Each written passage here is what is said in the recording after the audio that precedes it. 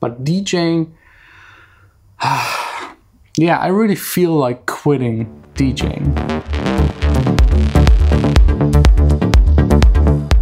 It's Sunday, COVID is still around, the lockdown, they're now discussing to extend it and make it harder again here in Germany. Annoying. I don't even want to talk about it. We still had a fantastic Sunday, maybe the best since COVID started, because we did something else than just going outside and walking around and nothing else. We actually went to the Netherlands, first time leaving the country in a long while. We had an appointment in a store where you can buy furniture. I have my gear addiction. Vanessa has her home make it nice kind of addiction. So we satisfied her needs a little.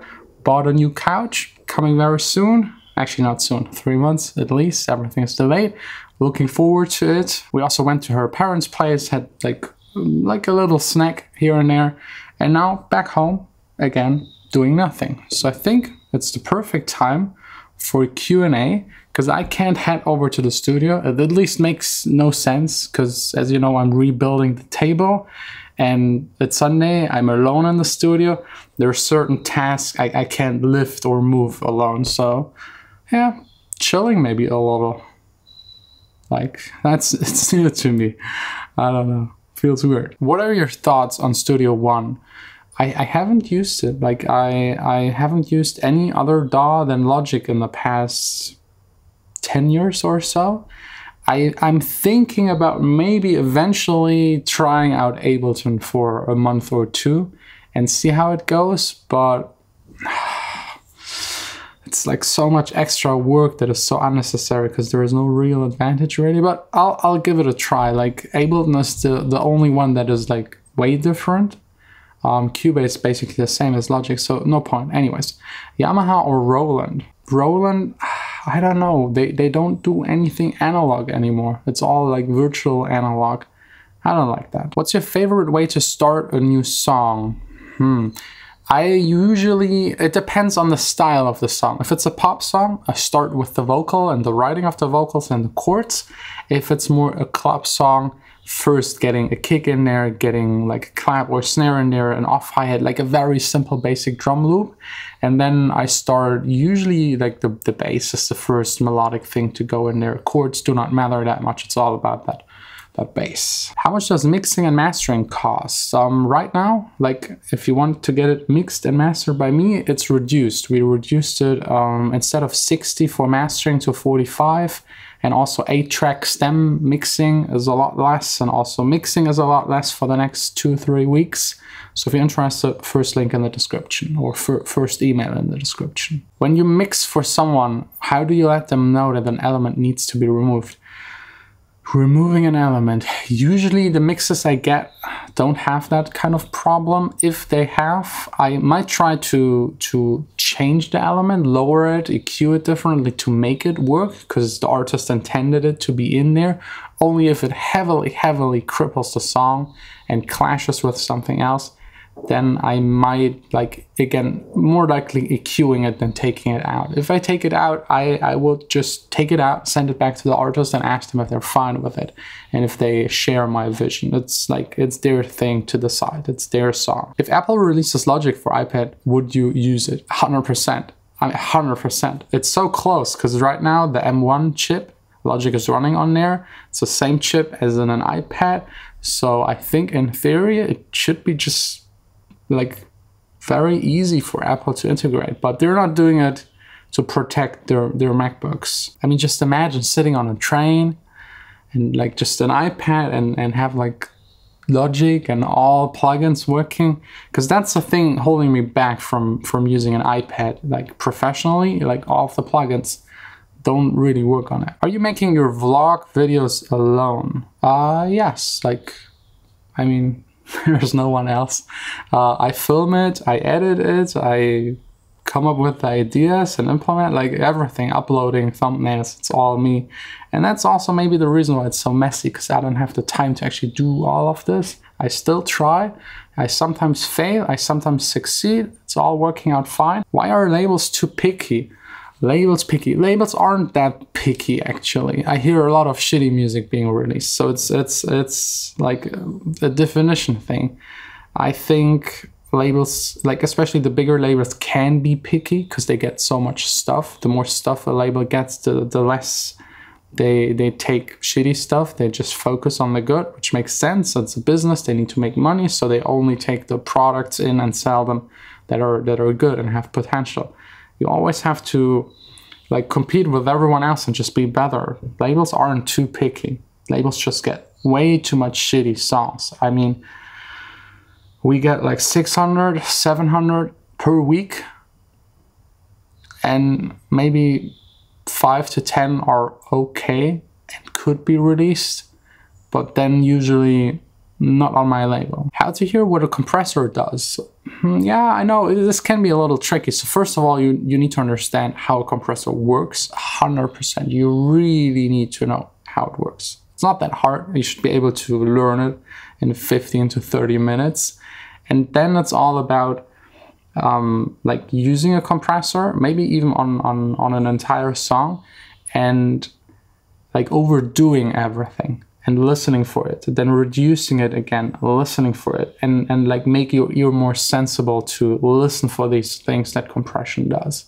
It's not that easy. Like subtle compression is hard to hear. What do you think about DJ setups which include live performance impro elements? I love it. I love it. I try to, or I actually already, like I had a live setup. I only performed it once and I trained a month to actually pull it off and no one cared. That's like the issue.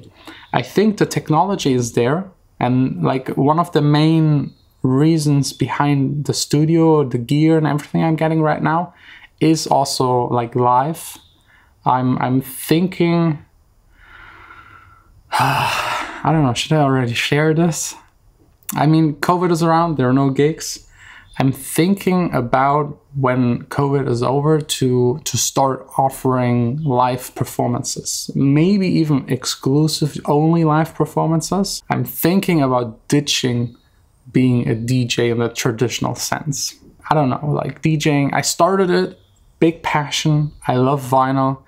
That disappears. DJing with vinyl is so much harder, it's so much more fun, it's such a thrill standing in front of like 2,000-3,000 back in the days and having like a needle scratch over the vinyl, and you never knew if it will jump, or if you scratch too hard it might like, I don't know, like a lot of things that could go wrong, which made it exciting, made it really hard. DJing with vinyl, you have to train and train and train and train a lot.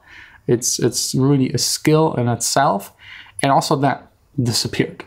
Now you just hit sync. And even if you don't hit sync, like it's perfect. It's like always the same speed. Vinyls, like they change over time.